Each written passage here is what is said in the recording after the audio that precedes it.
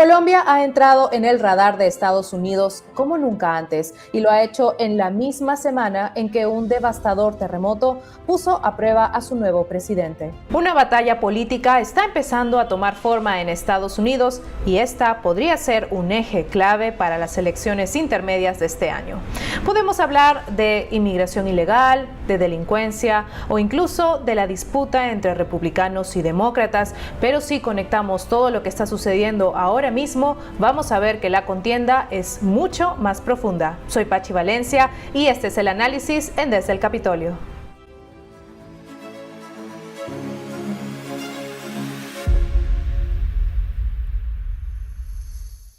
Buenas noches, bienvenidos a Desde el Capitolio y llegamos a este viernes 14 de agosto con los ojos puestos sobre Colombia. Y es que al impacto del terremoto y a la emergencia nacional que atraviesa este país, se ha sumado un momento clave para Colombia. Y es que está entrando en un nuevo capítulo de su relación con Estados Unidos, en un momento en donde se puede marcar un punto de inflexión para las Américas. Y es que el nuevo presidente, Abelardo del Espriella, no solo está enfrentando su primera gran crisis nacional, sino que también está redefiniendo la relación de Colombia frente a Washington. Esta semana, por ejemplo, el secretario de Guerra, Pete Hegseth, ha anunciado que Colombia ha solicitado colaboración de Estados Unidos para operaciones contra el narcoterrorismo y también ha confirmado la incorporación oficial del país al escudo de las Américas. Así que nos quedan varias preguntas para este tema. En este episodio vamos a ver qué tan lejos puede llegar esta cooperación entre Colombia y Washington y también qué tan rápido puede cambiar la seguridad de Colombia y la de todo el hemisferio. Así que para esto y para analizarlo nos acompaña Luisa Portela, analista colombiana. Luisa, gracias por estar en Desde el Capitolio. Gracias, Pachi, por esta invitación. Efectivamente, en Colombia están sucediendo muchísimas cosas. Acaba de suceder el terremoto, lastimosamente, una tragedia para nuestro país. Sin embargo, pues veníamos partiendo de varias cosas que vienen sucediendo a nivel político. Como tú bien lo mencionabas, acaba de posesionarse el nuevo gobierno en Colombia con Abelardo del Espriella y todo su nuevo gabinete. Entonces serán unos nuevos tiempos para el país. Lastimosamente nos reciben con esta tragedia, pero bueno, ya seguramente será un espacio para que con las diferentes ayudas y todo lo que se está trabajando a nivel nacional e internacional sea un capítulo para superar como país. Luisa, como bien mencionas, han sido solo 4 días de que asumió el cargo el presidente Abelardo y ha tenido que precisamente asumir el manejo de una crisis nacional por el terremoto. Pero mi primera pregunta era, desde la perspectiva política, ¿cómo evalúas tú el desempeño de este nuevo gobierno frente a la tragedia? Bueno, tiene varios retos. Inicialmente, como tú lo dices, se acaba de posesionar. De hecho, pues se posesiona con los funcionarios que vienen del anterior gobierno, como lo han venido expresando en diferentes medios. Colombia viene de una política nacional e internacional un poco más aliada hacia el progresismo o hacia la izquierda, bien llamada en el espectro político. Abelardo llega con otro tipo de pensamiento, con otro tipo de estructura ideológica, y de hecho así se hizo elegir. Lo coge este nuevo episodio del terremoto y demás asuntos nacionales con los profesionales que venían del anterior gobierno. Digamos que hasta ahorita, hasta esta semana, es que ha podido empezar a reemplazar estos profesionales ya con personas de su confianza, con personas que efectivamente entienden cuál es la política nacional e internacional que se va a empezar a ejecutar desde el Ejecutivo. Entonces, pues bueno, la diferencia va a ser bastante. Venimos de un gobierno que no cumplió a la ciudadanía, que no cumplió con sus promesas y que al contrario deja un país totalmente endeudado y con muchísimas investigaciones respecto al uso de los recursos públicos. De hecho, pues les cuento a los televidentes que nos ven hoy acá, uno de los sectores que tenían que responder, por ejemplo, con todos los temas de las emergencias en el país, que es la Unidad Nacional de Gestión de Riesgo, precisamente fue una de las entidades más golpeadas por corrupción en el gobierno que se acaba de ir. De hecho, de allí salen muchísimas investigaciones y uno de los directores que en su momento fue de esta entidad está en proceso de investigación junto con otros asesores por desfalcamiento, por desfalco a la entidad y por dejar sin recursos a la nación básicamente para atender emergencias. Entonces, hoy vemos cómo pasamos de este gobierno donde nos dejan de esta manera, digamos que con las manos un poco sin recursos para atender la emergencia, y por eso es tan importante cada una de las ayudas que han venido llegando a partir de los recursos internacionales. Ya tú bien lo decías, pues que se viene una nueva época para Colombia y empieza a verse ya también con estas ayudas que están empezando a llegar al país de manera pues grandiosa, precisamente por el antecedente que te comento en relación a la unidad de gestión del riesgo. Luisa, es un punto muy interesante el que tocas porque estamos hablando de que el gobierno, el nuevo gobierno está pasando por una etapa de transición. No puede venir, digamos, todo de una sola, todas las instituciones no pueden verse pues ya completas con el nuevo gobierno, con las personas de confianza del presidente, porque en esto hay reportes de que había una tensión entre el nuevo gobierno y algunos sectores del gobierno anterior de Gustavo Petro sobre, por ejemplo, esta necesidad de la ayuda internacional. O sea, para poner un poco de contexto, el gobierno saliente le había dicho a la Cancillería que no hacía falta pedir equipos de rescate internacionales porque el país ya tenía supuestamente los suficientes. Pero Luisa, ¿qué pasa cuando una crisis como esta lo agarra a uno a mitad de una transición? Y más aún, ¿qué le pasa a un país cuando la respuesta ante esta tragedia también se convierte de una manera un tema de disputa política? Inicialmente considero que ha sido bastante complejo el hecho de que sea con algo tan traumático, donde en este momento estamos hablando de más de 287 personas que han fallecido, más de 3.900 heridos, más de 300 personas desaparecidas por el terremoto. Digamos que bajo este escenario ha sido muy complejo, digamos que empezar a dividir los temas políticos del tema humano. Llega Abelardo, básicamente recién posesionado, como tú bien lo dices, con unos funcionarios del anterior gobierno que básicamente también no eran expertos en lo que estaban haciendo. De hecho, una de las denuncias que se venían haciendo es que esta entidad que es tan técnica estaba llena de otro tipo de profesionales como filósofos, cineastas, artistas, que si bien pueden aportar al país en otros escenarios, básicamente no estaban en la entidad donde se requería que fueran técnicos en la materia, precisamente para eventos como estos, donde estamos hablando de vidas humanas. Entonces ha sido un desafío totalmente.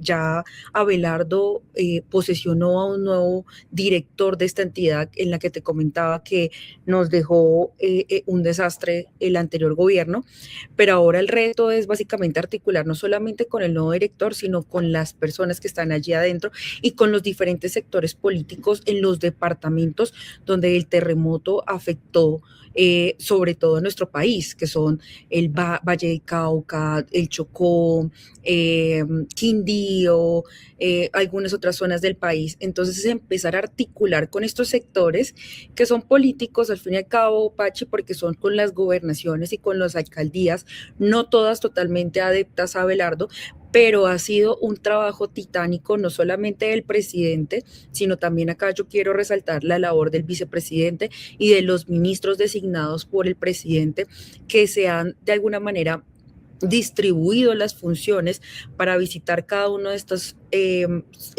departamentos y lugares afectados por el terremoto. Ha sido un despliegue institucional que quienes vivimos en Colombia y hacemos un seguimiento de cerca a la política, hace mucho tiempo no veíamos que se hacía, porque veníamos de un gobierno básicamente muy pasivo, donde ya básicamente nos tenían acostumbrados, Pachi, a que tuviéramos un escándalo por día o varios escándalos por día. Tú no sabías cuál era el peor, literal.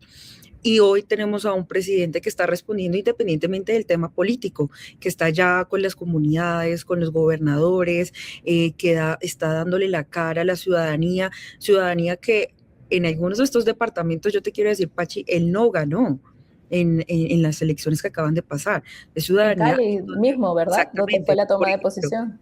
Exacto, en Cali mismo, donde fue la toma de posesión, él no ganó en esa ciudad y esta es una de las ciudades que hoy se ve más afectadas por el terremoto y ha estado allí de frente con el alcalde, con la gobernadora del Valle, ha estado recorriendo, mandó sus ministros y ahorita mismo, claro, la prioridad, Pachi, inicialmente es rescatar a las personas que quedaron debajo de los escombros, sacarlos con vida y hacer todo lo posible para que estén bien. Ahorita viene un segundo reto, que es la parte post-terremoto, y es la reconstrucción del país en estas zonas donde quedó bastante afectado. Entonces, este es otro reto.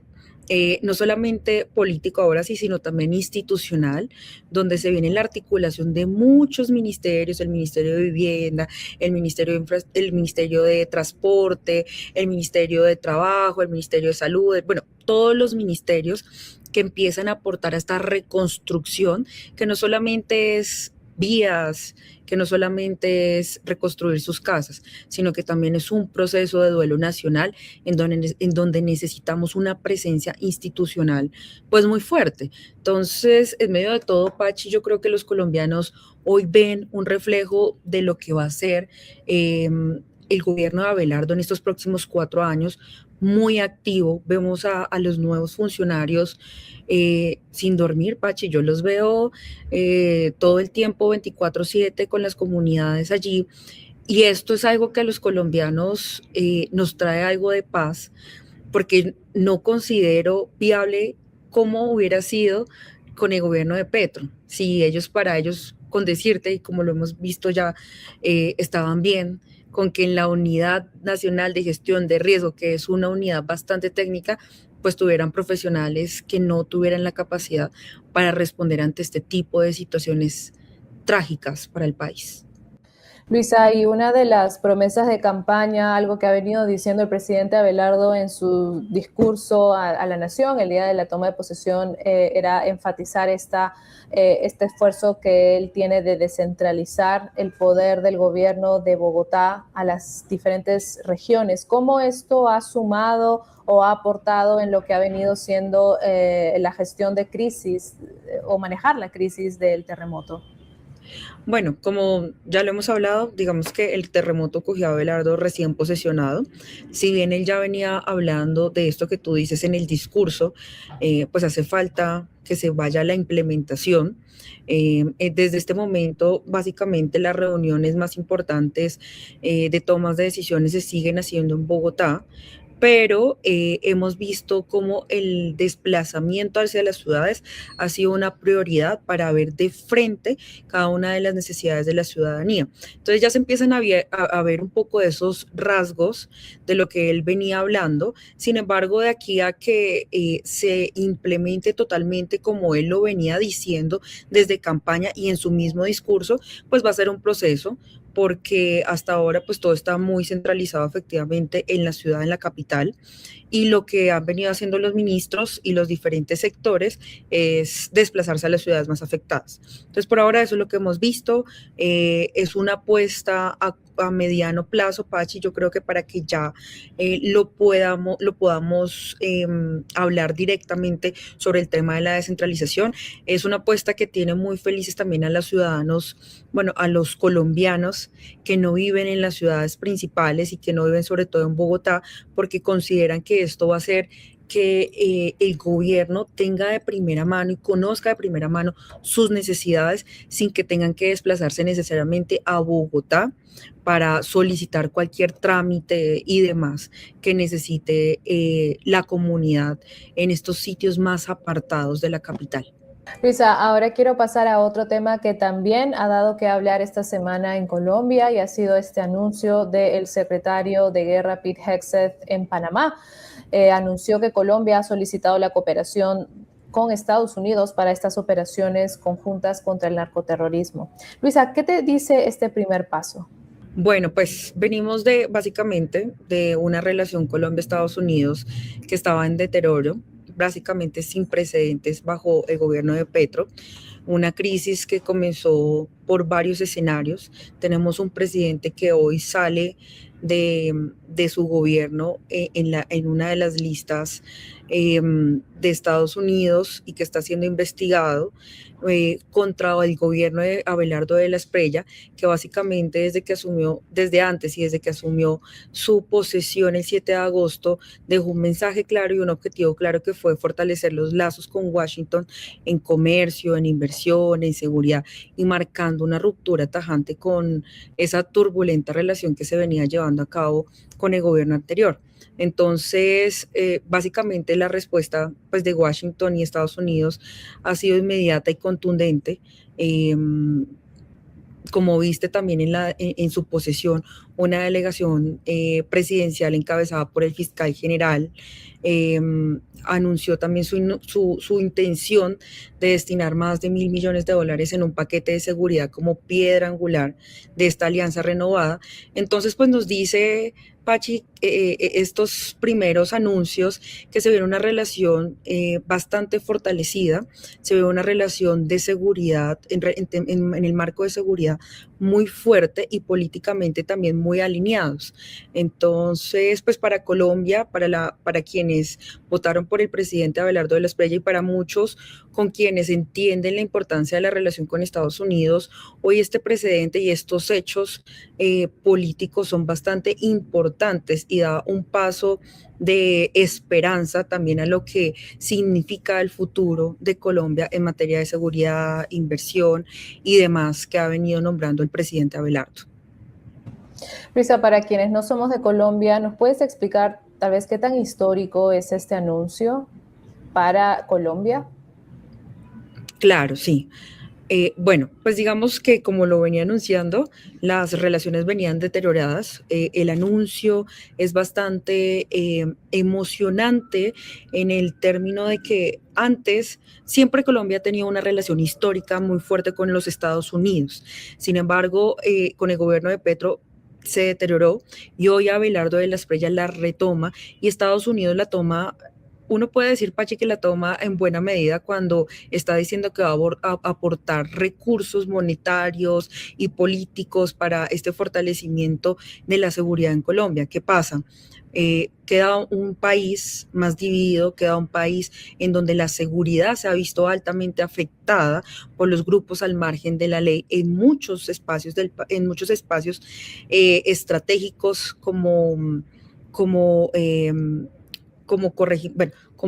país, como soberanía, como todo lo que se viene trabajando en el marco de seguridad se ve muy afectado porque inclusive dentro del gobierno hay investigaciones del gobierno que acaba de pasar, hay investigaciones que personas inescrupulosas, el presidente los puso en puestos importantes de inteligencia militar. Digamos que esto ya resulta un poco en la investigación, Pachi. Es algo que se ha venido diciendo. Esperemos que se avancen las investigaciones sobre lo que ha pasado en Colombia en términos de seguridad.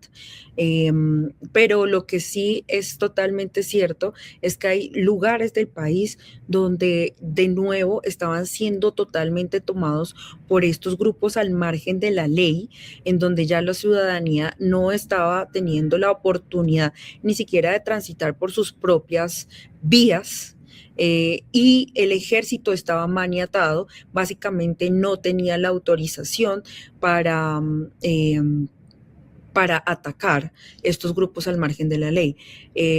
Inclusive se conoció en algún momento un texto donde se hablaba que tenían congeladas las operaciones del Ejército Nacional contra estos grupos al margen de la ley. Hoy llega Abelardo y una de sus primeras acciones es, uno, posesionarse al frente de los militares en Cali, en el batallón Pichincha, y ahora es mostrar resultados en términos de seguridad. Prácticamente al día siguiente de su posesión se empezaron a hacer anuncios dieron la orden básicamente para arrestar a algunos de los sujetos que vienen encabezando estos grupos al margen de la ley y que no se había dado la orden por varios meses. Entonces se empieza a ver este distanciamiento entre el tema de la política de seguridad del gobierno anterior y este nuevo gobierno entrante. Se ve como también Abelardo, justo antes de posesionarse, empezó a hacer algunos anuncios en donde le hablaba directamente a estas estructuras criminales que se rindieran antes de que él se posesionara, que habría el espacio para que lo hicieran, porque no va a haber actos en donde se haya espacios de conciliación o procesos de paz como el que se venía llevando con Gustavo Petro, que fue un proceso de paz totalmente fallido. Entonces, pues ya vemos, está aportando en este momento resultados las fuerzas militares, eh, y pues eso es algo que en este momento el país lo necesita. Digamos que nos encontramos sobre la tragedia del terremoto que acaba de suceder, pero además nos veníamos encontrando con esta tragedia de seguridad, donde el país en muchas de las zonas, de hecho muy cercanas al Valle de Cauca, por el lado de Buenaventura, habían ya estructuras muy fortalecidas, en donde es importante que el presidente y las fuerzas militares tengan una presencia activa y que estos grupos no se sigan de alguna manera agrandando en el territorio nacional. Luisa, y más allá de esta lucha contra el narcotráfico y reforzar la seguridad del país, he estado hace unos días en Medellín, fui a Cali también para la toma de posesión, así que sé que el país ofrece mucho más que los problemas que tiene. Entonces, ¿qué valor geopolítico dirías tú que tiene Colombia hoy para Estados Unidos? Bueno, pues Colombia básicamente tiene en sus fronteras los mares, tiene una posición de inversión muy importante. Colombia históricamente ha sido una aliada de Estados Unidos en temas de inversión, seguridad y turismo inclusive. Entonces Colombia tiene muchísimo que aportar en este tipo de relación también con Estados Unidos, sobre todo porque hemos sido contención contra lo que le llaman el socialismo del siglo XXI, que si bien llegó Gustavo Petro, que trató de amenazar la institucionalidad del país, porque de hecho es importante recordar que esta es la fecha y el presidente saliente no reconoce al presidente entrante. Entonces, Colombia siempre ha sido un país institucional que respeta la democracia, que respeta la división de poderes. Entra Abelardo de la Espriella básicamente a reforzar ese concepto que se venía de alguna manera deteriorando durante estos 4 años de Gustavo Petro. El país, o como colombianos, siempre hemos tenido esa idea de mantener la democracia en nuestro país, y que aparte tenemos algunos casos específicos que nos rodean. Entonces, no, yo creo que una de las cosas que los colombianos básicamente no querían que sucedieran en este país es un espejo de lo que ha pasado con Venezuela, por ejemplo, o es un espejo de lo que hemos visto en Nicaragua, o es un espejo de lo que sucedió con Bolivia. Entonces, Colombia tenía muchos espejos de los cuales tomar ejemplo para que esto no sucediera, y de alguna manera sí estaba ejerciendo una presión importante y democrática sobre lo que significa el gobierno saliente y su agrupación política, que de muchas maneras ha irrespetado la legitimidad de las elecciones y el nuevo presidente. Entonces, como te decía anteriormente, ellos aún no aceptan que Abelardo sea presidente, y aún han puesto algunas condiciones cuando son los perdedores democráticamente de estas elecciones. Ahora quiero pasar al tema de China, porque definitivamente es un tema que como región ha venido impactando a diferentes países, a diferentes gobiernos. Y quería preguntarte, según tu análisis, ¿qué tan preocupada crees que está realmente Colombia por esta presencia china en la infraestructura, en la tecnología, en las telecomunicaciones? Pues yo, desde el punto de vista de lo que apenas empieza a vislumbrarse con el gobierno de Abelardo de la Espriella, efectivamente es un gobierno que está mucho más alineado a lo que podemos llamar a lo que podemos llamar, está mucho más alineado a Estados Unidos. Sin embargo, pues somos un país que claramente tenemos muchas necesidades. China ha sido un aliado en varios de los países latinoamericanos, no es la excepción Colombia. De hecho, en Bogotá es precisamente una empresa china quien está construyendo, por ejemplo, una de las infraestructuras más importantes de la ciudad en años, que es el metro de Bogotá. Entonces, pues se viene un, una relación un poco compleja, quizás por la presión que pueda venir desde Estados Unidos y por la alineación ideológica que tiene Estados Unidos y la relación nuevamente que llega con Abelardo de la Espriella y Estados Unidos. Entonces, si bien va a ser un periodo de un esfuerzo en conjunto con, con esta nación, China va a estar allí presente porque igual ya lo está acá y va a ser muy importante en términos económicos. Sin embargo, falta ver cuál va a ser la posición oficial desde la Cancillería, que es la persona encargada básicamente de dar línea en la política exterior en relación con China. Ya veremos, igual es, pues desde el punto de vista económico, China es un aliado importante. China es un aliado que ha llegado también con tecnología y con telecomunicaciones a Latinoamérica históricamente. Venía haciendo un trabajo en conjunto con Colombia y ya digamos que desde las ciencias políticas esperaría uno que se mantenga una relación cordial y de trabajo binacional. Sin embargo, pues hay otros intereses también, yo sé, internos de la nación, de sobre todo respaldar la relación binacional con Estados Unidos, que ese va a ser el eje seguramente de trabajo más arduo entre este gobierno y el gobierno de Estados Unidos. Luisa, y si tuvieras que señalar tal vez un sector colombiano que debería preocupar especialmente a Estados Unidos, ¿cuál crees que sería? Pues seguramente es la parte un poco más ideológica. Sin embargo, pues desde la ciencia política sabemos que China ha venido desestructurando también ese papel o digamos que ese contexto tan marcadamente socialista. Si bien internamente pues ellos tienen su forma en que actúan políticamente, a nivel externo ellos se comportan pues como pues como libre comercio, digamos que eso al mundo es lo que le interesa en últimas en parte. Sin embargo, yo creo que si habría algo que le importa a Estados Unidos de la relación entre Colombia y China, podría ser la parte cultural, quizás la parte también de telecomunicaciones. Ha sido un tema pues que ha estado como en el fuego, no solamente, no en Colombia, sino en general. El tema de las comunicaciones entre lo que China ha venido quizás a implementar en naciones latinoamericanas y todo lo que esto implica, inclusive para la parte geopolítica y la parte más institucional de Estados Unidos. Sin embargo, pues esto tocaría revisarlo ya a profundidad, de qué manera lo está viendo el gobierno chino. Yo considero que por el momento pues todos los enfoques están guiados en este momento a la ayuda a los colombianos en relación al terremoto.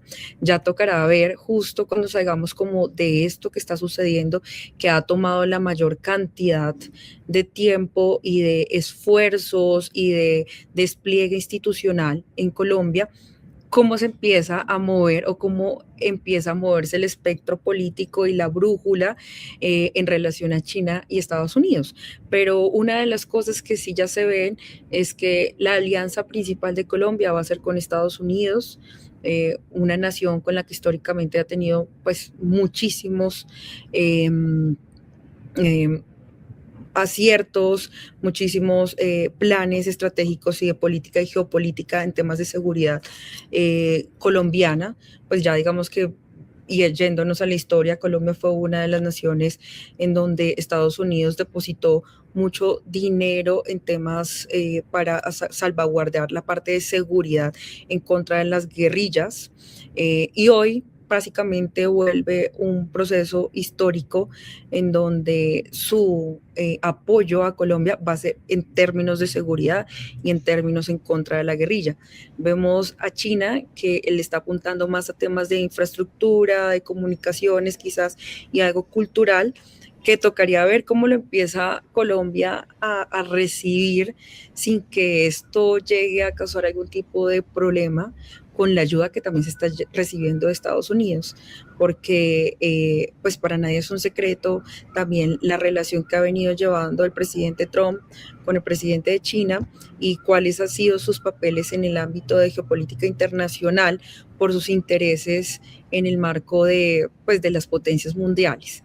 Entonces, eso también se traduce en un manejo de político en relación a las Américas y en relación a América Latina, donde China ha llegado tan fuerte en temas de infraestructura y de comunicaciones que quizás Estados Unidos no lo dimensionó en su momento y hoy en día es una realidad. O sea, decirte que sacar a China, por ejemplo, de Colombia o de algún país de Latinoamérica va más allá de simplemente decirlo, porque se han generado unas relaciones estructurales que van en términos de desarrollo económico, de calidad de vida, de temas de competitividad, que son importantes para, pues, para los colombianos, por ejemplo, en este caso, donde te decía que precisamente una de las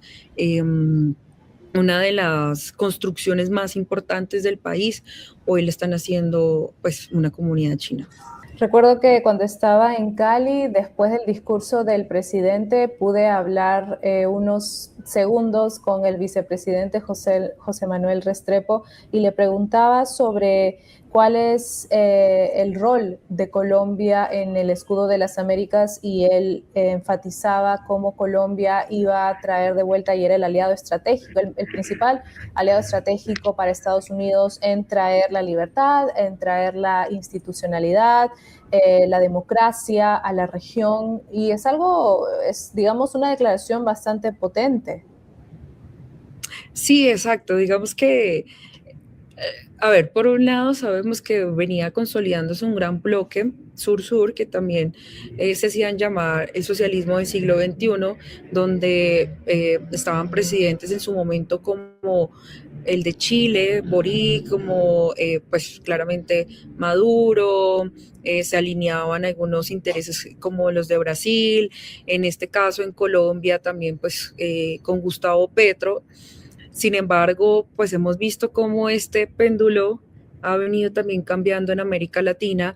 Ahora llega a Colombia y Colombia, por sus relaciones históricas con Estados Unidos, pues claramente es un bastión importante de Estados Unidos en Latinoamérica, donde puede llevar a cabo pues una relación muy abierta, muy estructural y sobre todo porque es que en Colombia, Pachi, nos agobia el tema de las guerrillas. Digamos que si bien este podría ser una noticia o una entrevista de hace 50 años y te estoy diciendo exactamente lo mismo. Tenemos unas guerrillas que venían siendo de alguna manera desestructuradas por varios presidentes. De alguna manera se llevó un proceso de paz en donde en teoría se desmovilizaron, pero fue un proceso de paz que no terminó bien, y básicamente lo que pasó es que esas guerrillas terminaron mutando a otro tipo de guerrillas, pero a la final es lo mismo, o sea, están atacando la seguridad de los colombianos. En ese orden de ideas, Colombia sufre en carne propia lo que significa la inseguridad y lo que significa las guerrillas, digamos que de alguna manera pensando con algún tipo de ideología, pero que en realidad ya son bandas criminales que se dedican al narcotráfico, pero que se escudan bajo una ideología, y por eso bajo otros gobiernos, digamos que de alguna manera han podido sentar a los presidentes a dialogar sobre procesos de paz que se enmarcan en temas ideológicos, pero estas guerrillas de las que hoy te hablo son guerrillas que no tienen realmente tema ideológico, sino que básicamente van detrás de unos asuntos económicos que están basados en el narcotráfico, y pues bien sabemos también que el narcotráfico es uno de los problemas en donde Estados Unidos dice que también se ve bastante afectado, porque en Colombia producen la droga, pero allá es donde se consume de manera exponencial.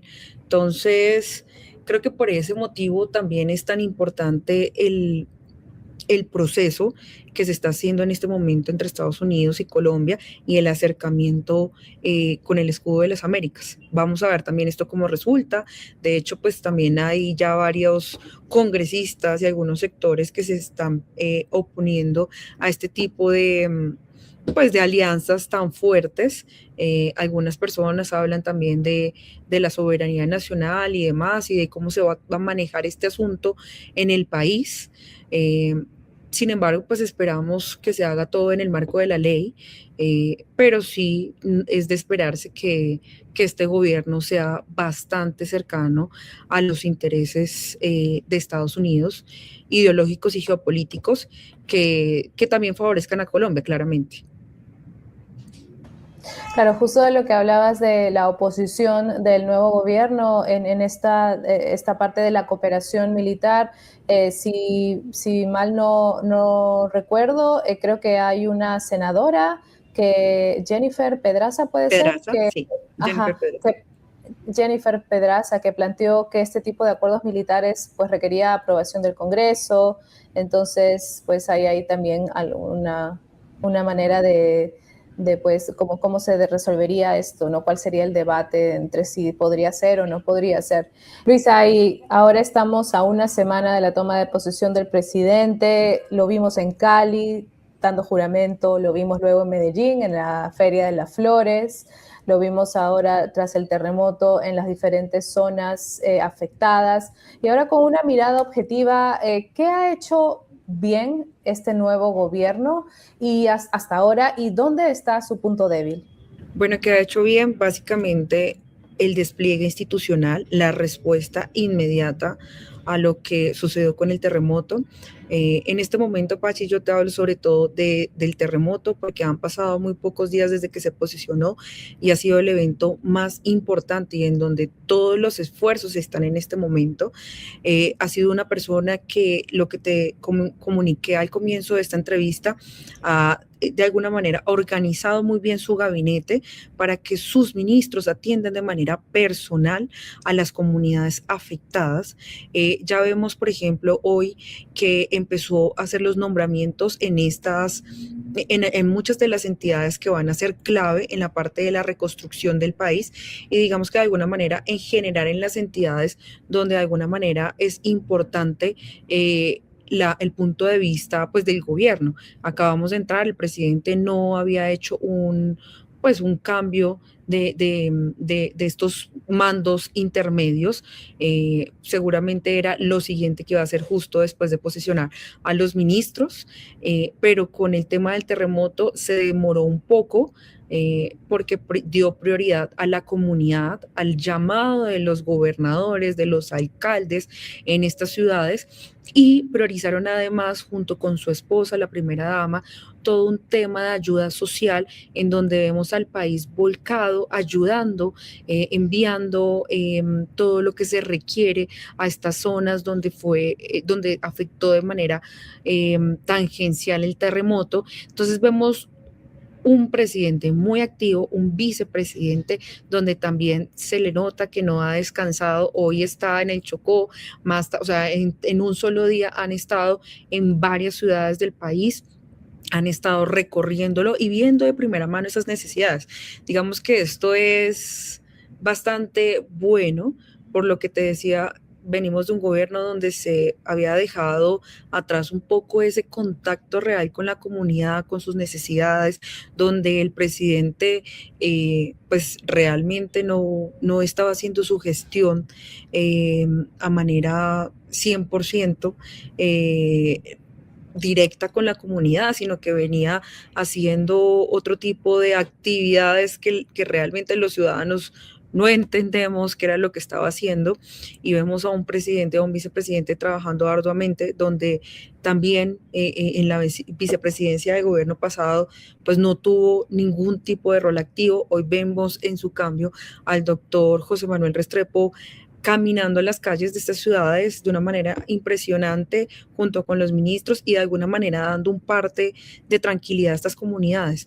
Es muy difícil dar parte a las familias que han perdido quizás a familiares, pero pues viene también un tema de, bueno, ahora qué vamos a hacer después de esta tragedia, y ellos han venido dando luces de cómo va a ser la reconstrucción del país, de qué se viene, han venido anunciando los fondos que han llegado al país por esta solidaridad internacional, y cómo seguramente vamos a ver en unos días la creación de un fondo post terremoto, y cómo se va a gerenciar desde este gobierno la reconstrucción de lo que sucedió. A ver, también hay un departamento especialmente que es el del Chocó, que históricamente ha sido uno de los departamentos con menos oportunidades en el país y que tiene un desarrollo de infraestructura menor, por ejemplo, que el de Valle del Cauca, que fue uno de los departamentos que tú conociste. Este puede ser una gran oportunidad para este gobierno que haga un cambio estructural en el Chocó, porque ningún presidente digamos que ha tomado las cartas sobre este departamento donde la pobreza es extrema. Entonces, eventualmente con la reconstrucción y con los fondos que están llegando, podría llegar a ser muy positivo lo que logre en este departamento y lo que logre en gestión en otras ciudades importantes en donde lo que decíamos, él no ganó, pero que seguramente si hace un gran trabajo, esta ciudadanía va a ver con otros ojos este nuevo gobierno y de alguna manera va a facilitar que el transcurso de estos 4 años sea 4 años de mucho trabajo articulado, 4 años de sacar adelante muchos proyectos y no 4 años en donde vayamos a ver todo el tiempo movilizaciones que de alguna manera podrían afectar el libre transcurrir del día a día de la ciudadanía. Y esto te lo pongo como ejemplo porque en el 2021, justo después de la pandemia, en Colombia hubo un llamado estallido social donde la política, y digamos que esta política desde el progresismo, se tomaron muchas vías en muchas ciudades, de alguna manera atacando en su momento al presidente de turno, que era Iván Duque, exigiéndole muchísimas cosas justo post pandemia, y lo que hicieron fue muchos más destrozos en ciudades en donde queda huellas, por ejemplo, en Cali. Cali es una de esas ciudades donde quedó una huella gigante de lo que se llamó ese estallido social y que esperamos claramente que luego del terremoto esta tragedia no vaya a ser usada políticamente por esta ideología para de alguna manera atacar al presidente Abelardo de la Espriella. Ahora bien, tú me preguntabas, bueno, qué errores o qué cosas quizás no han salido quizás tan bien en estos días que ha transcurrido del presidente Abelardo de la Espriella posicionado. Bueno, yo creo que quizás la rapidez del cambio entre los funcionarios que quedan de Gustavo Petro. Sabíamos que ellos iban a intentar torpedear de alguna manera la gestión del presidente entrante. No sabíamos pues que claramente iba a suceder lo del terremoto. Entonces pues es aún más grave todo lo que pueda suceder con estas personas que aún estaban nombradas. Como te decía, ya hoy están saliendo muchos de los nombramientos importantes en esas entidades que tienen que tomar cartas sobre el asunto en relación a todo lo que tiene que ver con el terremoto y con la gestión de país, porque no solamente tenemos eso, o sea, en este momento están pasando también muchas otras cosas en el país de incendios forestales y demás, que implica pues también tener en el radar esos escenarios desde presidencia y desde el Ministerio del Interior, que también es una cartera importante que se encarga de estos asuntos de país.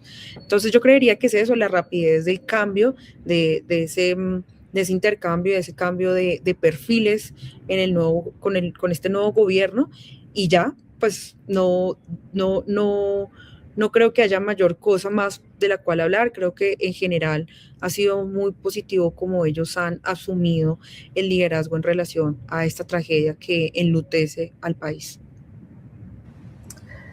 Luisa Portela, analista colombiana, gracias por acompañarnos en Desde el Capitolio y por ayudarnos a entender este momento que vive Colombia.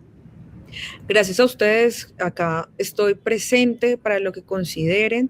Vamos a ver cómo transcurren los días ya con este nuevo gobierno, por lo menos cómo finaliza el año.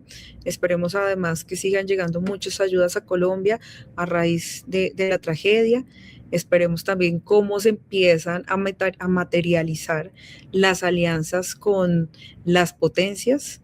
Ya estamos viendo lo que sucede con Estados Unidos, esperamos que sigue sucediendo con China y bueno, en general, cómo Colombia va generando un liderazgo importante en la región, sobre todo manteniendo lo que se llama un escudo contra lo que se ha denominado el socialismo del siglo XXI.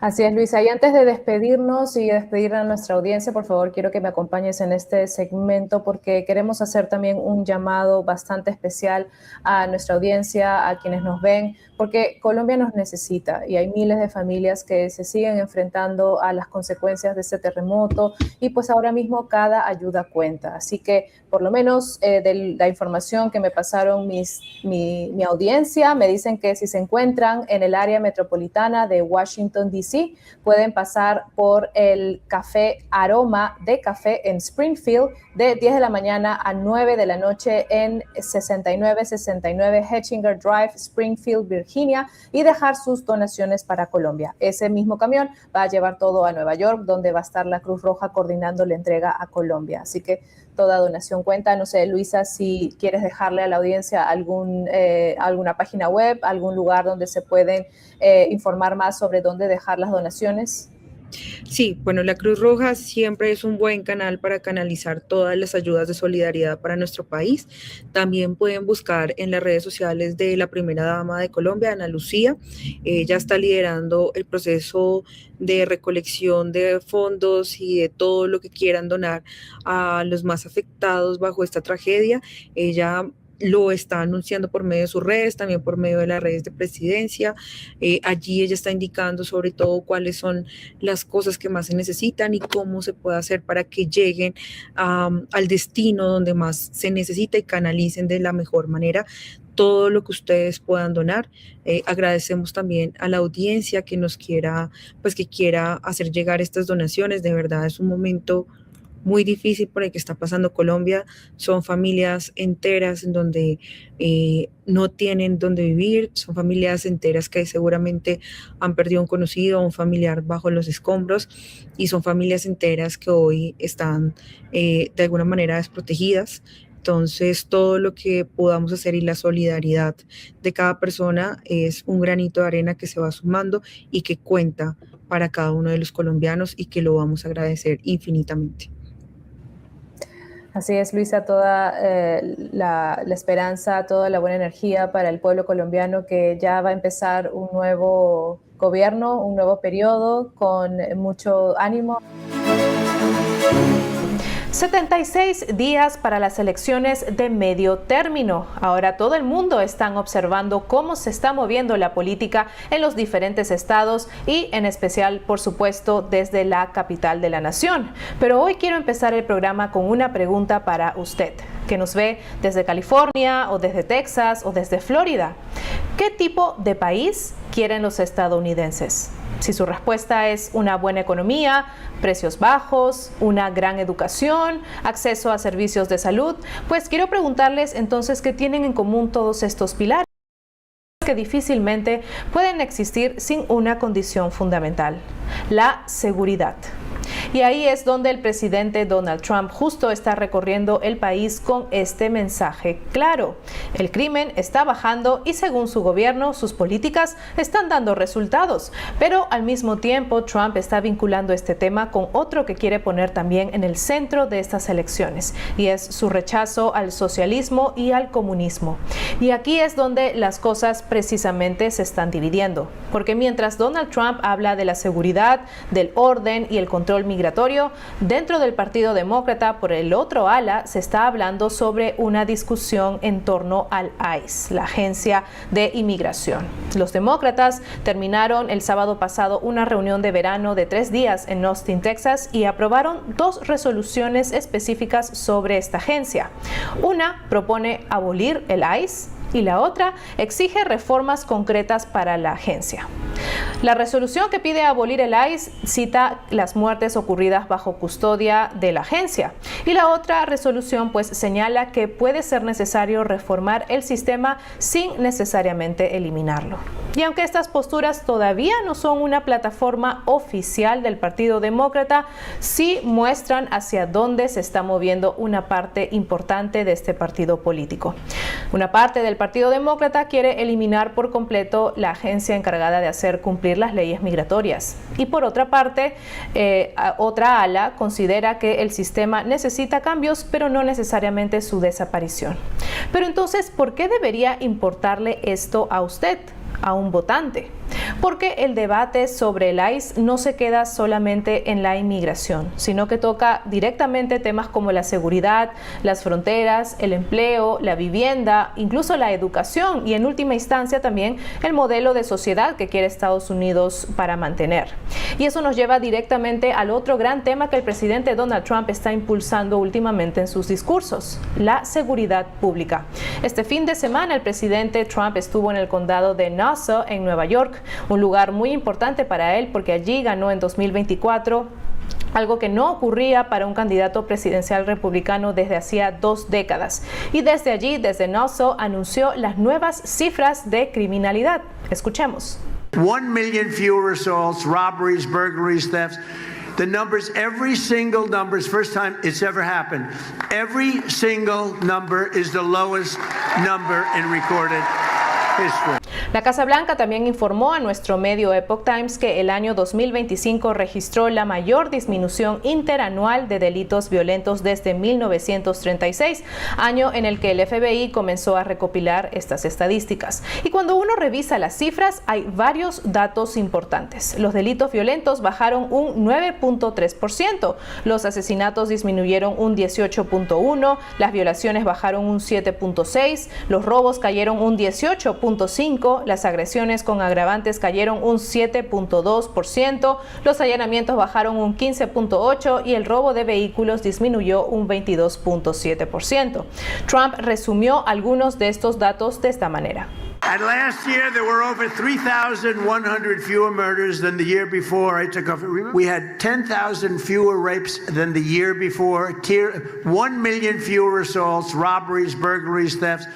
Para la Casa Blanca, estos números representan una reducción histórica porque el mensaje llega en un momento muy particular, y es que esta semana se cumple un año desde que el presidente Trump declaró el estado de emergencia en Washington, D.C. y ordenó el despliegue federal de la Guardia Nacional y fuerzas del orden para enfrentar este crimen, esta delincuencia. Hace un año recuerdo haber estado en la sala de prensa en la Casa Blanca cuando el presidente Trump decía que Washington tenía una de las tasas de homicidio y robo más altas entre las otras grandes ciudades del país. En 2024, por ejemplo, la tasa de homicidios superaba los 27 por cada 100,000 habitantes y el robo de vehículos era 3 veces mayor que el promedio nacional. Trump argumentó en ese momento que esta situación ponía en peligro a los empleados federales, dificultaba el contratar y retener a trabajadores esenciales y también, por supuesto, dañaba la imagen de Estados Unidos como un país seguro. Y entonces hizo este anuncio.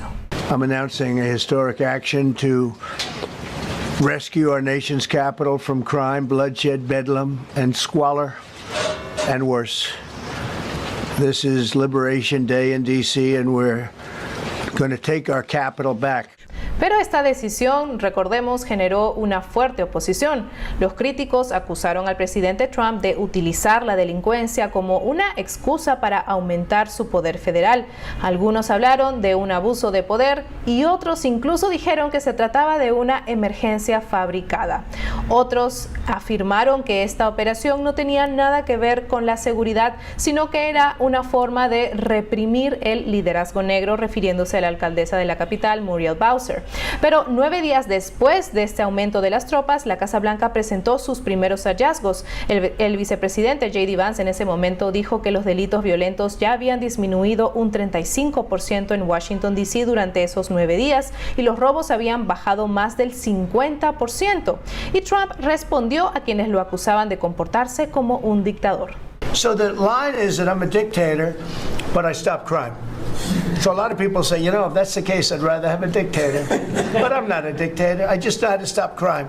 El cambio en la postura de la alcaldesa Bowser también resultó bastante significativo porque al principio ella había criticado el despliegue federal y había dicho que la ciudad no tenía suficientes delitos como para justificar que se aumente una presencia policial o que se despliegue a la Guardia Nacional y calificó estas acciones del presidente Trump como un intento autoritario. Pero 17 días después, todo cambió de tono. Bowser elogió ese refuerzo federal y reportó una caída del 87% en el robo de los vehículos.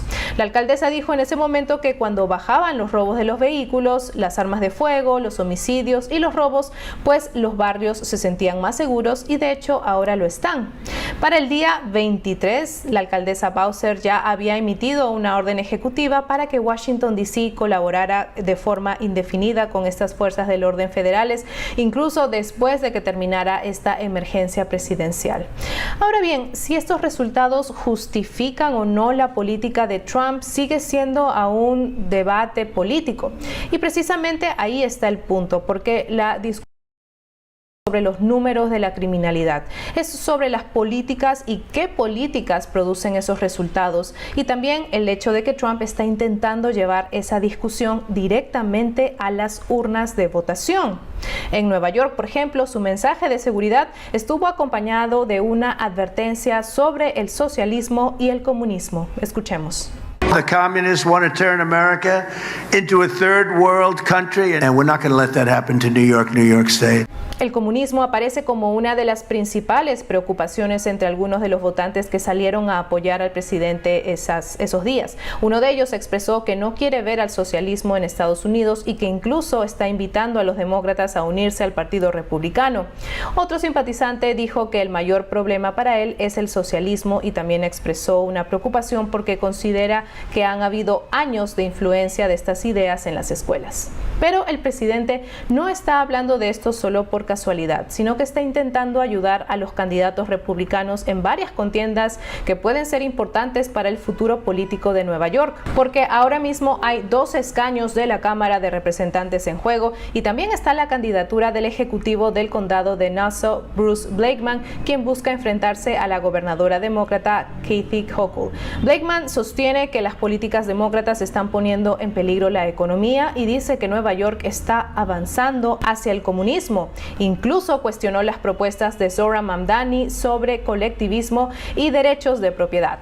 Blakeman también preguntó por qué alguien querría destruir una economía que considera la más próspera del mundo. Pero ¿cómo se conecta esto con el debate interno del Partido Demócrata? Porque mientras Trump habla de la seguridad, del crimen y del socialismo, el Partido Demócrata está sosteniendo una discusión interna sobre qué hacer con el ICE. La disputa demócrata no se está limitando solo a estas 2 resoluciones, sino que también forma parte de una lucha más amplia para definir la identidad del partido mismo. Algunos candidatos y algunos sectores están promoviendo una agenda más cercana al socialismo democrático y otros intentan mantener una visión más tradicional del Partido Demócrata. Esta división apareció bastante claro durante la reunión del Comité Nacional Demócrata y también se reflejaron en algunas propuestas. Por ejemplo, la del congresista Ro Khanna, que impulsó un plan de Medicare para todos y un nuevo impuesto a los multimillonarios. Mientras tanto, Terry McAuliffe, expresidente del Comité Nacional Demócrata, pidió a los demócratas que dejaran de atacarse públicamente entre sí, y el presidente del DNC, Ken Martin, cerró la reunión calificando a los demócratas como un grupo inclusivo y pidió a sus integrantes dejar de lado las pruebas de fuego. Pero las diferencias siguen ahí, y el tema del ICE es probablemente uno de los ejemplos más claros, porque aquí tenemos dos posturas. Por un lado están quienes quieren abolir el ICE y por otro quienes consideran que la agencia debe reformarse. Y la diferencia no es menor, porque abolir el ICE no significa solamente cambiar una política migratoria, sino que significa eliminar la agencia federal encargada de hacer cumplir una parte importante de las leyes migratorias. Y estas resoluciones muestran hasta qué punto el Partido Demócrata está enfrentando una lucha ideológica.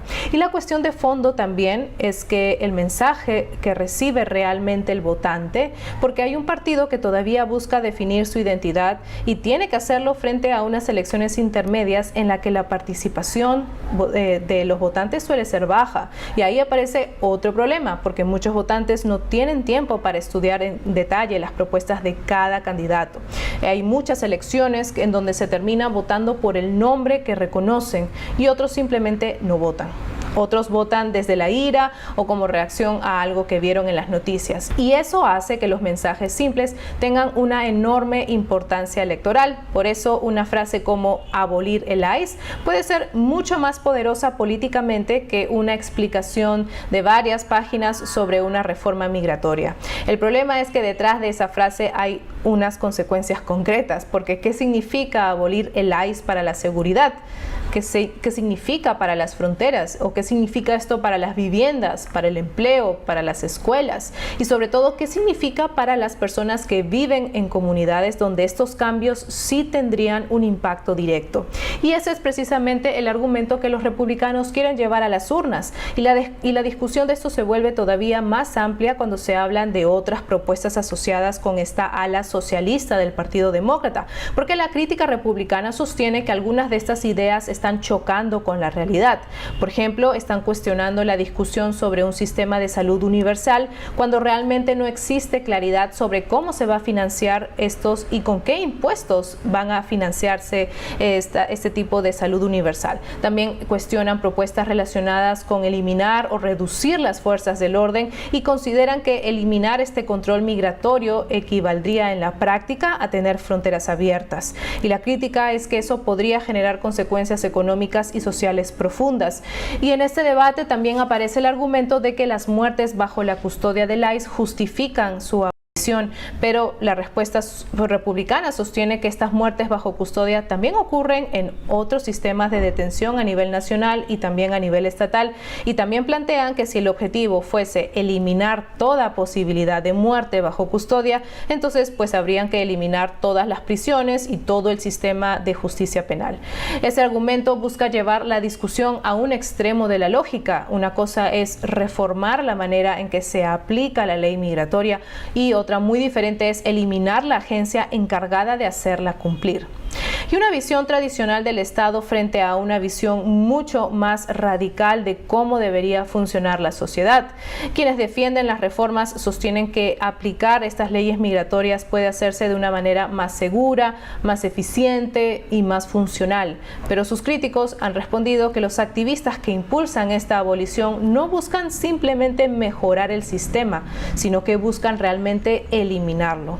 Y esta disputa también se conecta con otras propuestas de la izquierda estadounidense. Y la crítica republicana sostiene que algunos sectores plantean una visión utópica, por ejemplo, eliminar la policía, eliminar el control fronterizo, ampliar programas como Medicare sin importar las necesidades individuales. Y la preocupación que ellos expresan es que esas políticas terminan afectando precisamente a las personas que dicen querer ayudar, especialmente a los estadounidenses de bajos ingresos y de clase media-baja, porque cuando una política se aleja demasiado de la realidad, el costo puede terminar afectando la accesibilidad de servicios como la cobertura médica. Y el argumento es que quienes más se oponen a determinadas ideas utópicas como abolir la policía no necesariamente son las personas más ricas o los graduados universitarios. Muchas veces son trabajadores estadounidenses de distintos orígenes, de razas, partidos, que consideran que esas ideas pueden ser peligrosas. Pero aquí aparece otro desafío para el Partido Demócrata. En las últimas elecciones, un número importante de candidatos demócratas con una orientación más socialista ganó los escaños. Algunos hicieron campaña con plataformas más moderadas, pero una vez que llegaron al poder comenzaron a impulsar otro tipo de propuestas. Y esto plantea también otra pregunta para los votantes. ¿Cómo pueden saber exactamente qué políticas va a apoyar un candidato después de ganar una elección? Y esa pregunta será especialmente importante en estas elecciones de medio término, porque la dirección del Partido Demócrata podría enfrentar dos caminos. Uno sería intentar alejarse de las propuestas más radicales y buscar una postura más moderada, y la otra sería permitir que el ala socialista continúe desplazando el centro del partido. La crítica republicana sostiene que por ahora el ala socialista está moviendo al resto del Partido Demócrata.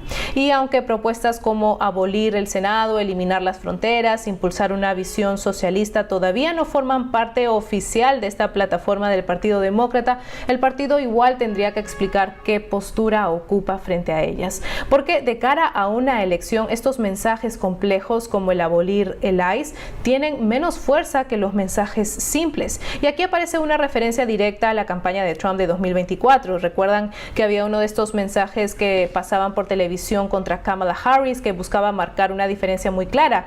El lema en español era: Kamala está con ellos y el presidente Trump está con ustedes. La frase precisamente hacía referencia al uso de pronombres inclusivos y a las posturas de Kamala Harris sobre la identidad de género. Ese tipo de mensaje puede resumir una batalla política completa en pocas palabras. Y ahora el mensaje puede convertirse en abolir el ICE. La pregunta es: ¿qué hay detrás de esa frase? Porque para un votante puede sonar como una promesa de detener las deportaciones, pero para otro puede significar eliminar una parte fundamental del sistema migratorio. Y eso puede cambiar completamente la manera en que cada grupo interpreta la elección. Mientras tanto, el presidente Trump está tratando de conectar seguridad, control migratorio y rechazo al socialismo en un solo mensaje. Entonces, ¿qué tenemos al llegar a las elecciones de medio término? Tenemos un partido demócrata que debate internamente si debe abolir o no el ICE. Tenemos a sectores demócratas que impulsan el Medicare para todos y nuevos impuestos a los multimillonarios. Tenemos a candidatos de orientación socialista que ganan elecciones y llevan esas ideas al centro del debate político. Y por el otro lado tenemos a los republicanos intentando presentar estas propuestas como una amenaza a la seguridad, a la economía, a la libertad. Y también paralelamente tenemos al presidente Trump utilizando las cifras de criminalidad para promover que sus políticas funcionan. Ahora, la gran pregunta aquí es si el mensaje de cualquiera de ambos partidos va a ser suficiente para cambiar este equilibrio de poder en noviembre. Porque el Partido Demócrata enfrenta la decisión de reformar o abolir, moderarse o irse al socialismo. Y los republicanos también enfrentan su propia decisión. ¿Cómo van a convencer a los votantes que quieren seguridad y que quieren orden? La respuesta que plantean algunos republicanos es hablar de una accesibilidad sostenible y al mismo tiempo preservar lo que ellos consideran el espíritu aventurero de Estados Unidos. Y la crítica a estas propuestas socialistas es que podrían crear una sociedad demasiado controlada y dirigida por élites que deciden qué opciones debe tener cada ciudadano. Por eso la batalla electoral que se está formando en Estados Unidos puede ser mucho más grande que una disputa entre solo dos partidos políticos, porque puede convertirse en una elección sobre qué significa la libertad, la seguridad o qué significa hacer cumplir la ley. Y esa es precisamente la discusión que veremos crecer en estos próximos meses. La pregunta para noviembre va a ser muy concreta. ¿Los estadounidenses quieren continuar por el camino que propone el Partido Demócrata o consideran que la seguridad, el control migratorio y el rechazo al socialismo deben ser la prioridad? Esa respuesta podría determinar quién va a controlar el Congreso después de estas elecciones intermedias. Y ahora quiero saber su opinión. ¿Por qué rumbo votará usted en estas elecciones? ¿Cree que las elecciones intermedias terminarán definiéndose por la seguridad, por el rechazo al socialismo? ¿O considera que el Partido Demócrata puede convencer a los votantes con una agenda diferente? Déjeme su opinión en los comentarios de abajo. Y si este análisis le resultó interesante, suscríbase a Desde el Capitolio y active las notificaciones porque la batalla por el control del Congreso apenas comienza. Nos vemos en el próximo episodio de Desde el Capitolio. Buenas noches.